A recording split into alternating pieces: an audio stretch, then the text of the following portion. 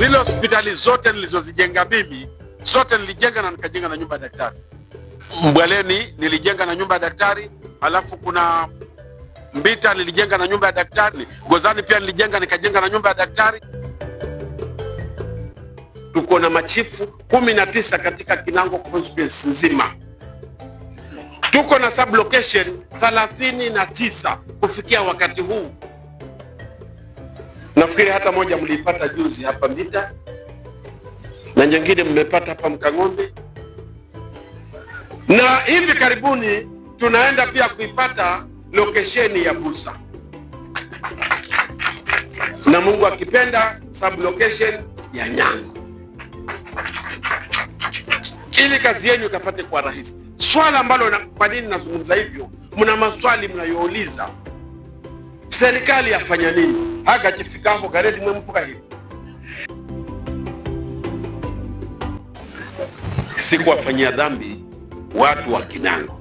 Nafikiri hadi kufikia hivi sasa, kwa sababu tulipokuwa naingia mamlakani mwaka 1992, secondary school zetu zilikuwa ni 6, primary zetu zilikuwa ni 58. Leo tuko na shule 207 za primary na 36 secondary school. Mimi nataka niwaambie, kama kuna watu wabaya katika dunia hii ni hawa wanasiasa.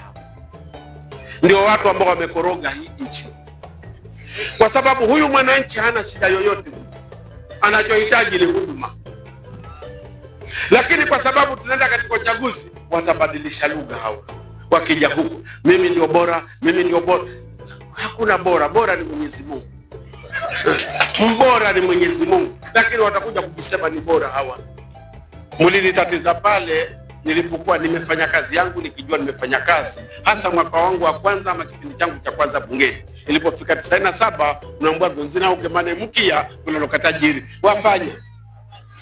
Wafanya ajuya babo Gonzi 2002, 2007, 15, 2017 kila mtu ajikoloko lao kunaba Gonzi masiko. Wasala ye Gonzi vipi wauya pangawa ni mfishe boka nani sigo vivyo. Upinzani hii unaendelea. Gonzina uge nende hivi. Na mino safari yangu ya kala nikamilike ya kuhakikisha kala mtifika Kanani. Na uchaguzi unawaka tu ndafika na ndakira. Kuna watu anambaba hago mnagomba kamgomba.